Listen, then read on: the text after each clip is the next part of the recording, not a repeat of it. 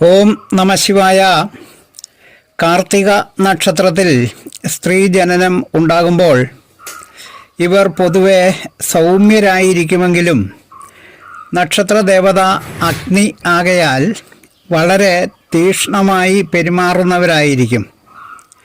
മേടക്കൂറിൽപ്പെട്ട കാർത്തിക നക്ഷത്രം 1-ാം പാദത്തിൽ ജനിച്ചവർക്ക് രാശിനാഥൻ ചൊവ്വ ആയതിനാൽ പരുക്കൻ സ്വഭാവത്തിന് ഉടമകളും സാഹസികത ഏറിയവരും പൗരുഷം കൂടുതലായിട്ടുള്ളവരും ആയിരിക്കുന്നതാണ്.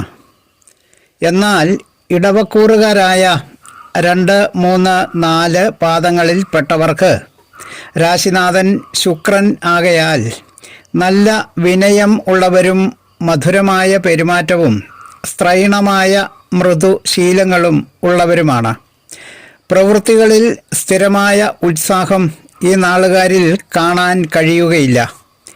ഒന്നിലും ഉറച്ചു നിൽക്കുന്ന പ്രകൃതവും അല്ല. പല കാര്യങ്ങളും തുടങ്ങുമ്പോൾ വളരെ നന്നായി തുടങ്ങുമെങ്കിലും പിന്നീട് അതിനോട് വിരക്തി വരികയും സ്വയം അത് ഉപേക്ഷിക്കുകയും ചെയ്യും. സഹോദരങ്ങളോട് വിരോധവും കുടുംബത്തിൽ സുഖക്കുറവും ഉണ്ടായിരിക്കുന്നതാണ്.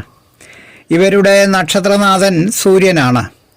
അതിനാൽ ഇവരെ വളരെ സൂക്ഷ്മമായി നിരീക്ഷിച്ചാൽ ഏതൊരു കാര്യത്തിലും ഒന്നാമത് എത്താനുള്ള ഒരു പ്രവണത ഇവരിൽ കാണാൻ കഴിയും.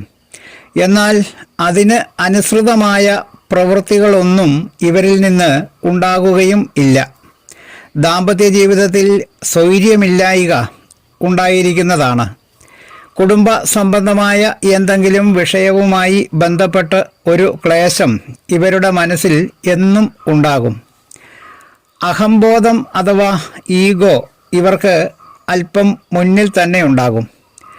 എളുപ്പത്തിലൊന്നും ആരുമായും അനുരഞ്ജനത്തിന് മുതിരുന്ന സ്വഭാവവും അല്ല. എന്നാൽ തെറ്റുപറ്റി എന്ന് ബോധ്യപ്പെടുന്ന പക്ഷം സ്വയം തിരുത്തുന്നതിന് തയ്യാറാകും എന്ന നല്ല ഒരു ഗുണവും ഇവരിൽ ഉണ്ട്.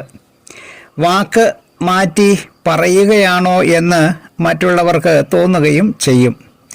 ഇടവക്കൂറിൽപ്പെട്ട 2, 3, 4 പാദക്കാർക്ക് രാശിനാഥൻ ശുക്രൻ ആകയാൽ സുഖഭോഗങ്ങളോട് വലിയ താല്പര്യങ്ങളുണ്ടാകും.